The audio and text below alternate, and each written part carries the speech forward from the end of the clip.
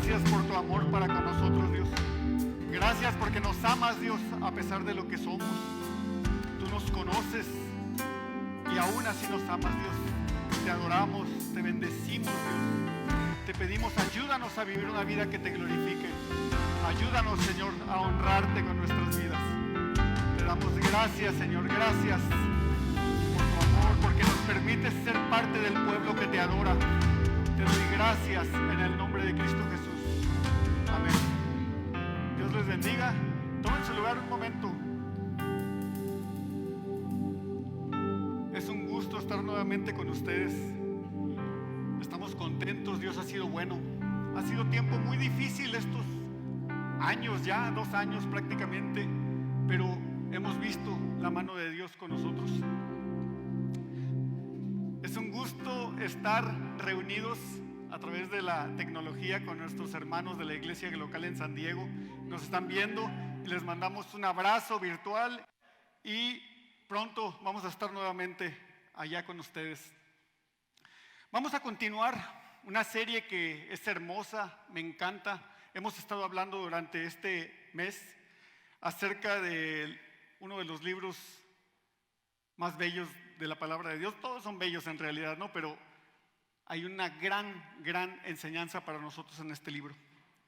Antes de iniciar, quisiera preguntarles a los ¿cómo le diríamos para que no suene tan de golpe? A los no tan jóvenes. A los no tan jóvenes, y verdaderamente cada vez somos menos los que estamos en la iglesia. Eso significa que esta es una iglesia viva, hay muchos jóvenes aquí y es una iglesia que va a trascender en el tiempo. Entonces no es malo que hayamos cada vez menos jóvenes aquí. Pero a ellos les digo, ¿alguien de ustedes escuchó alguna vez esta frase que decía: quien tiene la información tiene el poder? ¿Alguien de ustedes ha escuchado esa frase? Hace apenas 25 o 30 años, la información era algo muy difícil de conseguir. Por ejemplo, si yo quería reparar mi carro, lo que tenía que hacer es ir a la refaccionaria. En caso de que la refaccionaria tuviera, vendían unos manualotes ahí, y tú ibas, lo comprabas y ahí venía una forma de cómo reparar tu carro. Esa era una de las formas. La otra era, si tu papá era mecánico, tú aprendías de él. Y se daban mucho tiempo en las familias. Esto ya es algo que casi no se ve, pero tú eras mecánico, tu papá era mecánico, tu abuelo era mecánico. ¿Por qué? Porque la información y el conocimiento se iba transmitiendo de persona a persona.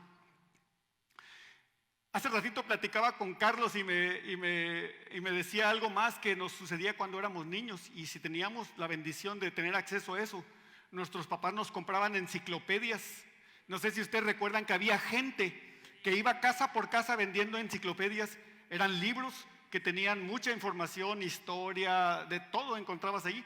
Eran bien caras, las comprábamos a crédito, de hecho, y cada semana te iban a cobrar tu mensualidad de tus libros, ¿no? Entonces, si eras una familia que tenía enciclopedia, eras una familia rica.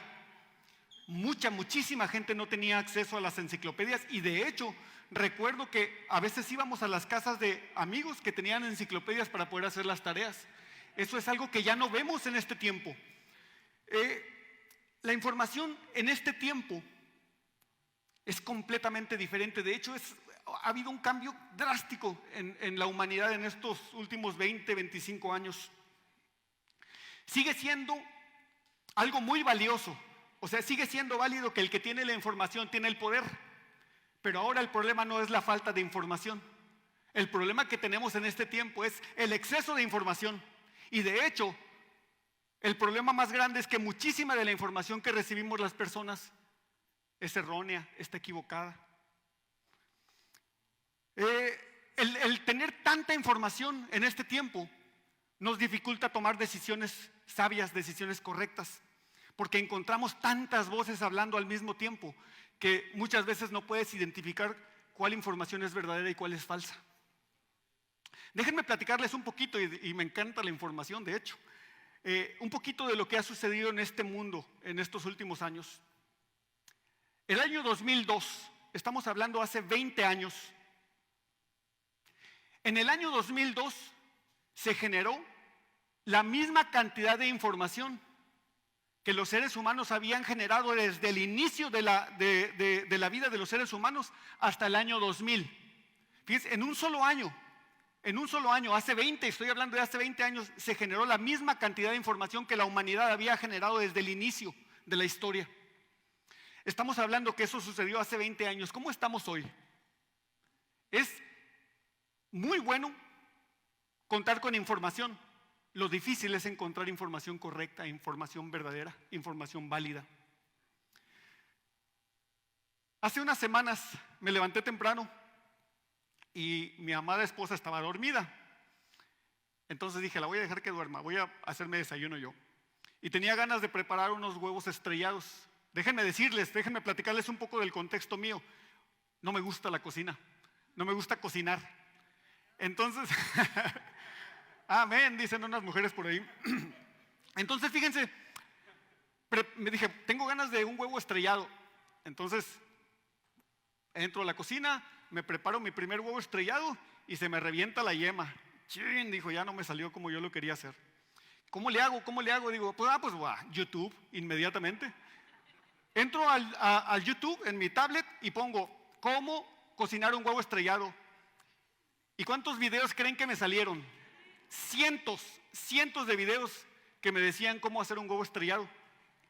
Dije, bueno, pues aquí está, ya resolví mi problema.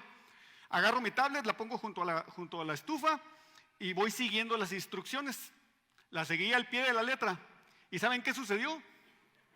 Se me reventó la segunda yema. Entonces, no necesariamente el tener el conocimiento te va a llevar al éxito, ¿verdad? Ahorita vamos a hablar un poquito acerca de eso. La información es tan valiosa que hay compañías que se dedican exclusivamente a recopilar información. Compañías tan poderosas que se han hecho inmensamente ricas solamente con su habilidad para manejar la información, para administrar la información. No soy conspiracionista, quiero decírselos. No soy conspiracionista, pero vean un video que está precisamente ahí en YouTube, que se llama Amazon Todopoderoso. Véanlo y se van a dar cuenta de lo que la información puede generar. Y les voy a dar un ejemplo, en ese video lo menciona. Amazon ha aprendido a discernir la información de tal forma que pueden identificar cuando una mujer está embarazada, aunque ella no lo sepa todavía. ¿Por qué? Porque las tendencias de búsqueda de información y las tendencias de compra de una mujer cambian cuando está embarazada. De manera inconsciente, ellas no se dan cuenta, pero Amazon sí se da cuenta. Y de hecho les empieza a mandar información relacionada precisamente con ropa de bebé, con cosas de los bebés. Y ha sucedido, comprobado científicamente con esto, que ellos pueden determinar si una mujer está embarazada, como les digo, antes de inclusive que ella lo sepa, ella misma. Esto no es malo, ¿no? Eso es una cosa buena, pero la información se puede utilizar también para muchísimas cosas malas.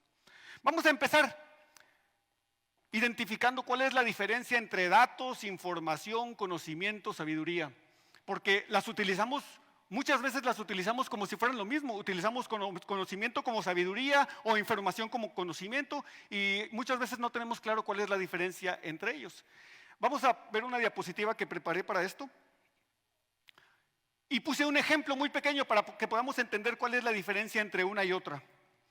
No se va a alcanzar a ver completamente, pero un dato. Por ejemplo, un semáforo rojo. Solamente como el puro dato no nos dice mucho, pues una luz roja que está encendida allí. Cuando esa información está relacionada con algo que nosotros ya conocemos, que tenemos experiencia, que hemos leído, que hemos visto, ese dato se puede convertir en información. Y la información es, luz roja significa, no puedo avanzar. Esa es la información. El semáforo rojo o la luz roja significa no puedes avanzar. ¿Cuál es la diferencia entonces entre información y conocimiento? Déjenme decirles, información es un conjunto organizado de datos procesados que constituyen un mensaje. Entonces decimos, luz roja significa no puedes avanzar. Ahí ya se convirtió en información. Cuando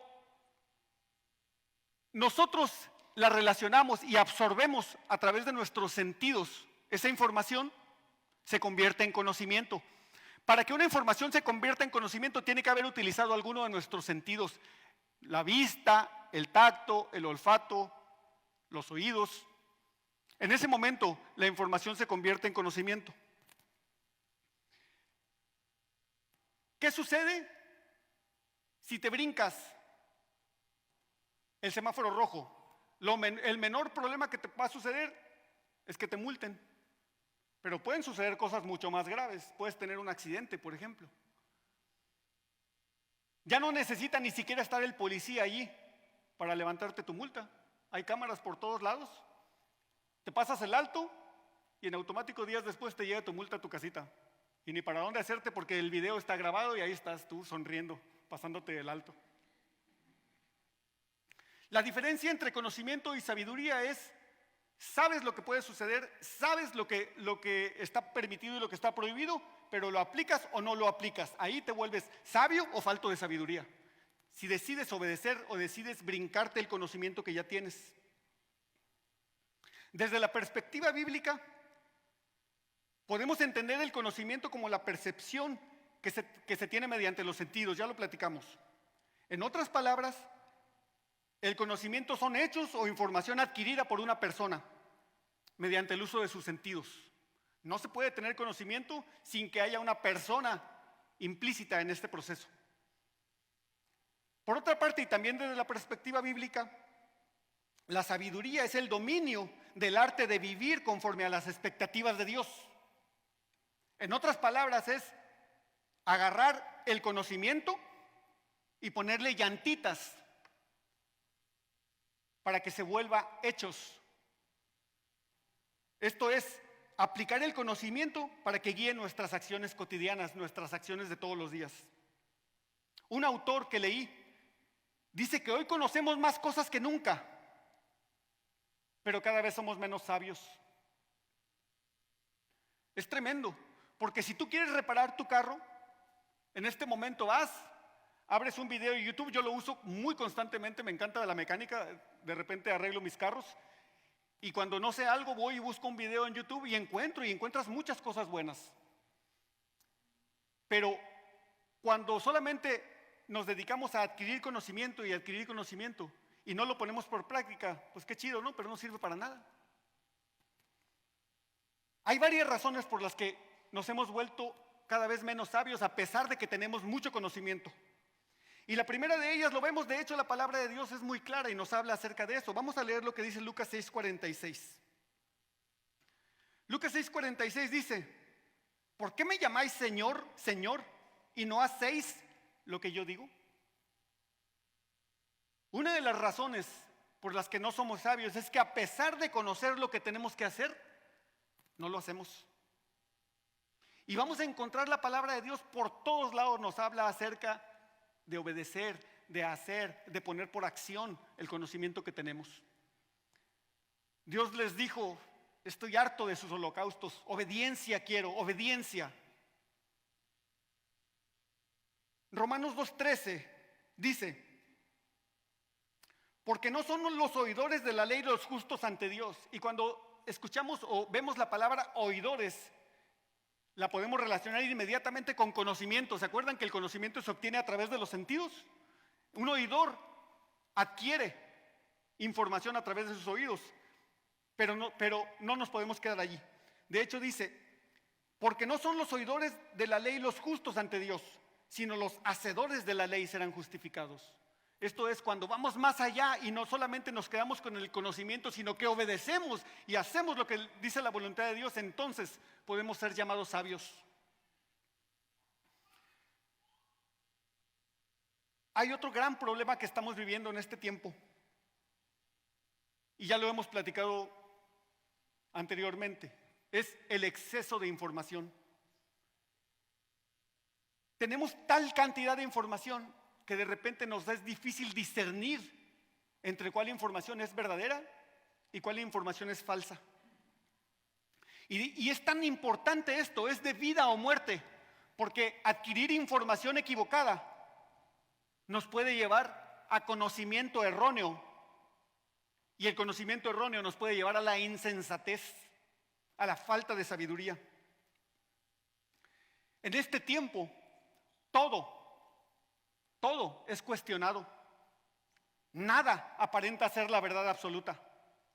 Si tú dices algo, viene otra persona con otra perspectiva y te dice, yo tengo esta verdad y tú tienes tu verdad. ¿Cuál es la verdad? ¿Cómo le hacemos en este tiempo de tanta información? Viene a nuestra mente algo que Jesucristo mismo dijo. Yo soy el camino y la verdad y la vida. Fíjense nomás qué tremendo. Jesucristo no dijo, yo soy una de las verdades. Dijo, yo soy la verdad.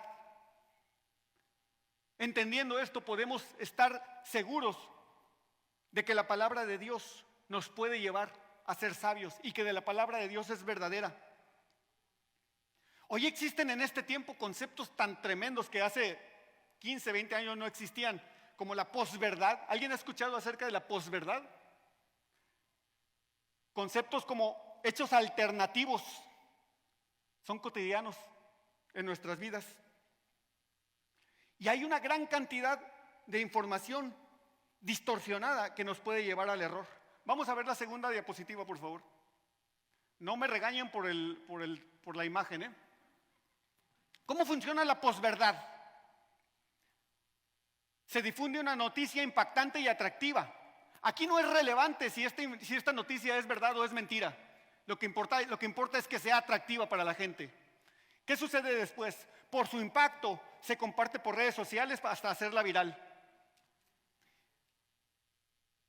Recordarán ustedes que a principio de la pandemia hubo personas poderosas, una persona poderosa que dijo, sería bueno que nos inyectáramos cloro, porque como el cloro mata a las bacterias y a los virus, pues la lógica dice, inyéctate cloro en las venas. He aquí, el tener la información correcta es un hecho de vida o muerte. Hubo gente que se inyectó porque alguien que era poderoso y era una información que se transmitió y se retransmitió y se retransmitió, que gente sin discernimiento la toma como verdad y su camino es camino de muerte. ¿Qué sucede después? Los medios tradicionales, para no ser superados, la toman la información y la siguen retransmitiendo.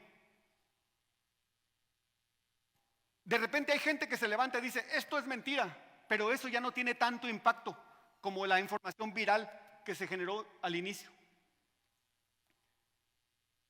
Como la aclaración no convence o no llega a todos, entonces la noticia falsa se convierte en una verdad manipulada. Y eso es lo que estamos viviendo en este tiempo. Una gran cantidad de información falsa que nos confunde si no somos sabios. ¿Qué tenemos nosotros los cristianos para contrarrestar todo esto que estamos viviendo en este tiempo? La palabra de Dios. En este tiempo de tanta incertidumbre con la veracidad de la información, tenemos un tesoro nosotros de conocimiento, de información en la palabra de Dios. Josh McDowell dice, el contenido de la Biblia trata con muchos temas controversiales. Sin embargo, la Biblia tiene unidad. Desde el principio hasta el fin se desenvuelve la historia del plan de Dios para salvar a la humanidad. Mucha gente a lo largo de la historia ha intentado destruir la palabra de Dios, destruir la Biblia. Déjenme decirle que no ha podido ser hecho esto.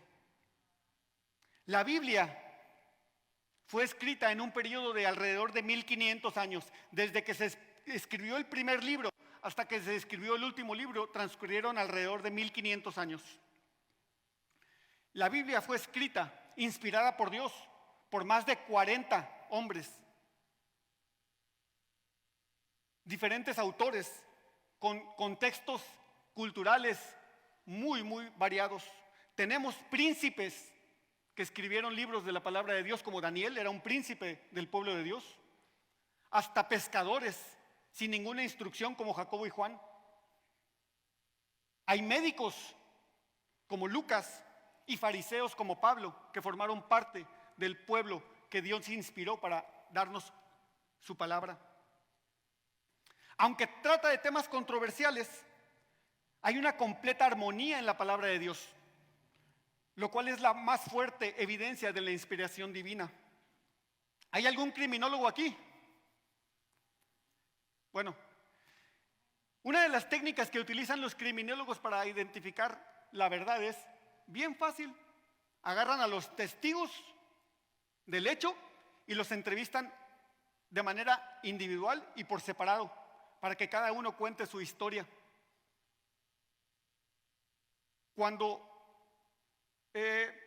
entrevistan a una persona y les da la historia y la historia no concuerda para nada con la que le cuenta la segunda persona y no concuerda para nada con la que la tercera y la cuarta persona, dicen aquí no hay verdad.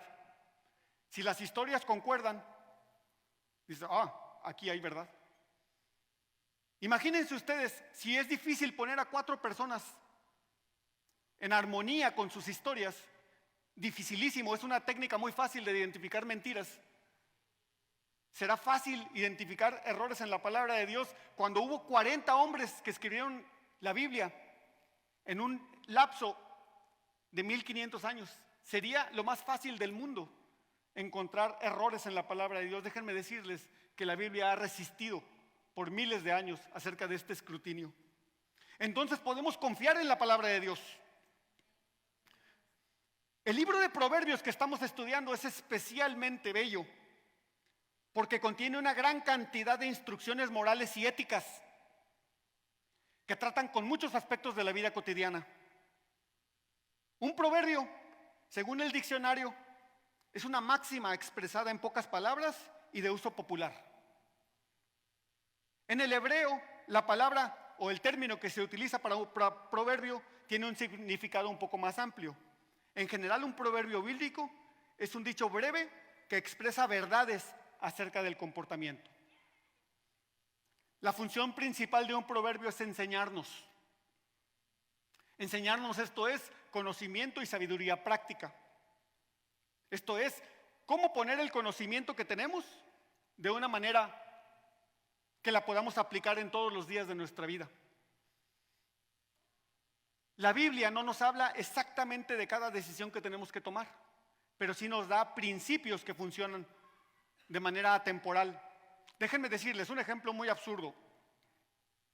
¿Qué dice Dios de comprar un iPhone 13? Este no es 13, este es más viejito. Pero digo, es que este es 11, ya está muy viejo, necesito comprarme un 13 porque todos alrededor mío tienen un 13. Me voy a ir a buscar en la palabra de Dios y no voy a encontrar, no me va a decir, oye Armando, sí te puedes comprar un iPhone 13. Esto no lo vamos a encontrar en la palabra de Dios. Pero ¿qué sí vamos a encontrar? Sé sabio con el uso del dinero. Principios de vida que nos ayudan a honrar a Dios y a tener una buena vida en este tiempo. Aunque el libro de Proverbios presente la sabiduría práctica, es decir, nos enseña cómo vivir, basa esta sabiduría en una firme verdad: el temor a Dios. Todo lo que nos enseña la palabra de Dios está fundamentado en el temor a Él. Y Manny lo predicó en la primera semana que hablamos sobre esto. El temor de Dios no significa tener miedo de Dios. Decir, si hago esto me va a castigar Dios, y si no lo hago me va a castigar Dios. No, eso no es el temor a Dios. El temor de Dios es darnos cuenta quién es Él. Y nosotros servimos a un Dios que es omnipotente, esto es, Dios puede todo. Servimos a un Dios omnisciente, esto es, Dios sabe todo. Y servimos a un Dios omnipresente, esto es, Dios está en todos lados. Un hombre sabio sabe que Dios está sentado junto a él cuando está en la computadora solo.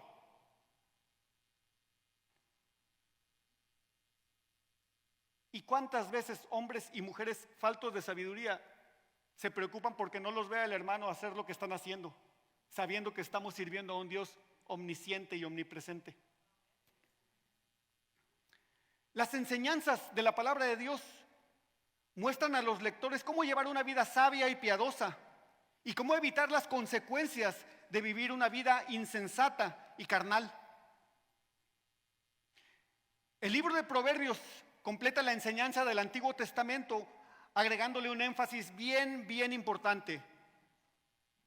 Los israelitas debían aplicar todos los aspectos de la ley y las enseñanzas de los profetas en todos los aspectos de su vida. Oseas 4:6 dice: mi pueblo pereció porque le faltó conocimiento. Pero déjenme decirles que aunque es cierto, el conocimiento no era fácil de transmitir en ese tiempo. Si leemos un poquito más adelante, dice: el pueblo rechazó el conocimiento, lo desechó. La sabiduría produce beneficios morales positivos que conducen a una buena salud, que mantiene a las personas alejadas del mal y que contribuye a nuestra santidad.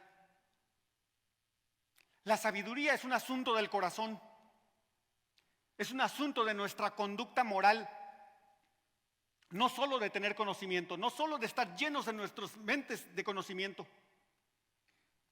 Proverbios 2:9 dice: entonces entenderás justicia, juicio y equidad y todo buen camino. La búsqueda seria de discernimiento alcanza su meta cuando una persona encuentra a Dios y se somete a Él, entendiendo que es un tesoro lo que Dios nos da a través de su palabra. Los versículos 10 al 15 dicen: cuando la sabiduría entrare en tu corazón y la ciencia fuere grata a tu alma. Cuando te está diciendo aquí, y la ciencia fuere grata a tu alma, hay otras versiones que dicen, y el conocimiento te agradare. Cuando encontramos la palabra de Dios y decimos: encontré un tesoro aquí, entonces vamos a recibir todas las bendiciones de la palabra de Dios. No obedecemos a Dios por miedo, obedecemos a Dios porque lo amamos y porque creemos que lo que Él nos dice es lo mejor para nosotros. Dice: cuando la sabiduría entrara en tu corazón y la ciencia o el conocimiento fuere grato a tu alma, la discreción te guardará, te preservará la inteligencia para librarte del mal camino, de los hombres que hablan perversidades, que dejan los caminos derechos para andar por sendas tenebrosas, que se alegran haciendo el mal, que se huelgan en las perversidades del vicio, cuyas veredas son torcidas y torcidos sus caminos. La protección que da la sabiduría conecta con los versículos que estudiamos con Meni la semana pasada. Al que es honrado, Dios les concede el tesoro del sentido común, el menos común de los sentidos. Déjenme repetirlo: al que es honrado, Dios le concede el tesoro del sentido común, la capacidad para tomar decisiones correctas, para poner el conocimiento por obra. Dios protege a los que le son fieles. Y déjenme decirles algo más: Dios no nos dejó solos. Cuando nosotros tomamos la decisión de aceptar a Jesucristo como nuestro Salvador, viene el Espíritu Santo a morar en nosotros, a ayudarnos a llegar a toda verdad, a tomar decisiones correctas, a apartarnos del mal. Por otro lado, el camino y las palabras de los malos son perversidad. La palabra perverso o perversidad proviene de un vocablo que significa volverse de lo normal, de lo correcto. Esto es, una persona perversa se aleja de lo correcto, se aleja de lo normal para hacer cosas que no edifican, cosas que nos llevan a perdición, que nos llevan a muerte.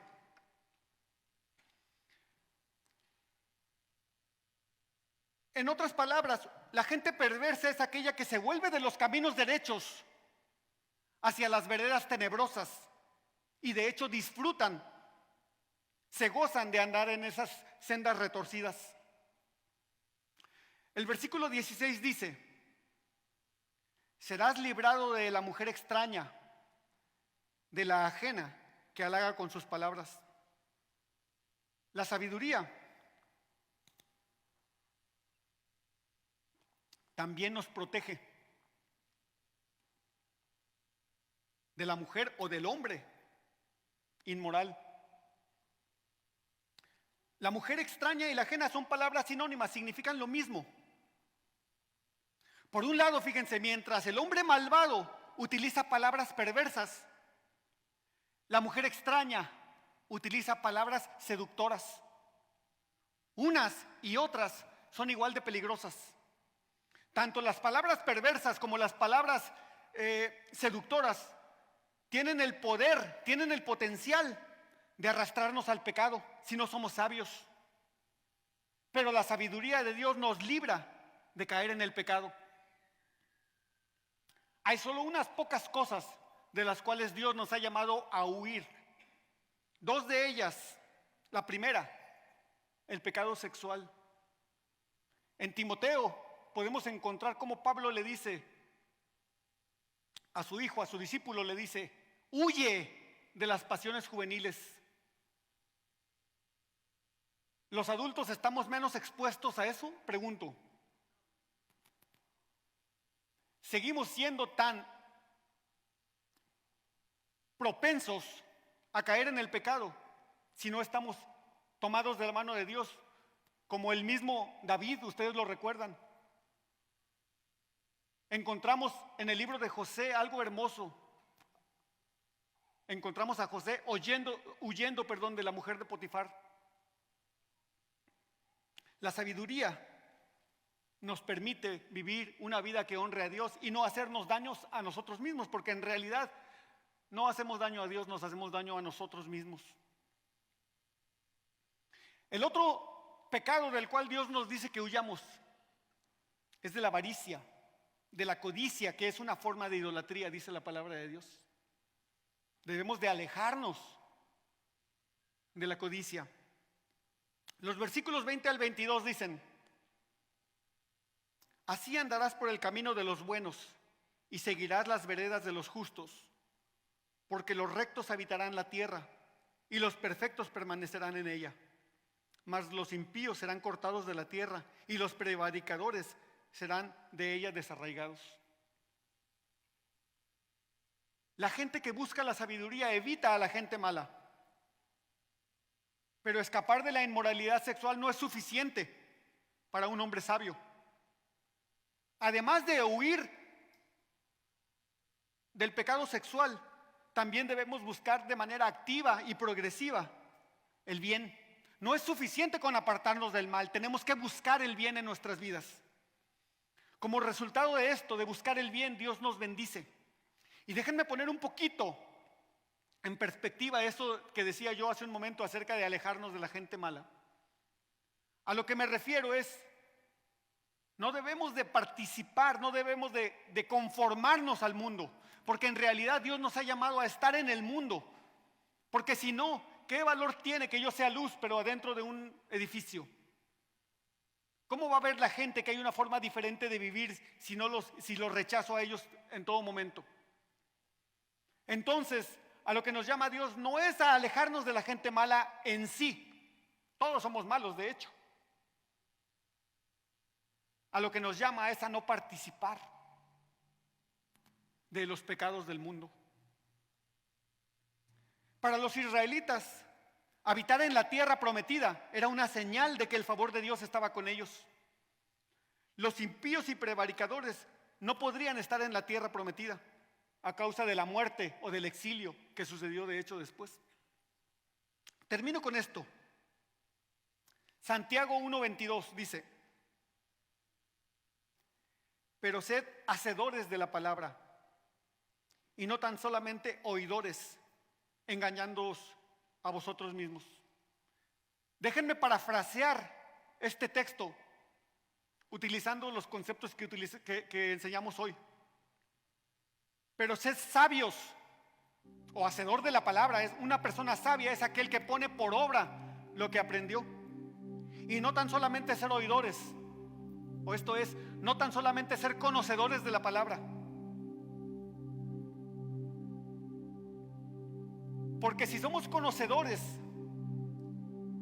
pero no hacedores, nos engañamos únicamente a nosotros mismos. A Dios no podemos engañarlo. Él sabe todo, Él puede todo, Él conoce todo, Él está en todos lados. Al único que engañamos es a nosotros mismos cuando llenamos nuestras mentes de la palabra de Dios, pero no la ponemos por obra. El apóstol aquí nos llama a ser hacedores. Nosotros tenemos un gran poder que Dios nos ha dado, el Espíritu Santo morando en nosotros. Tenemos que aprender a escucharlo, pero no solamente a eso, tenemos que aprender a obedecerlo. Cuando el Espíritu Santo te dice: Armando, no entres a este lugar, Armando, no te quedes solo en la computadora, obedezcamos la palabra de Dios. Tenemos que aprender no a temer a la gente que nos ve, sino a temer al Dios que nos ve, porque es bueno para nosotros. Vamos a ponernos de pie y vamos a orar para terminar.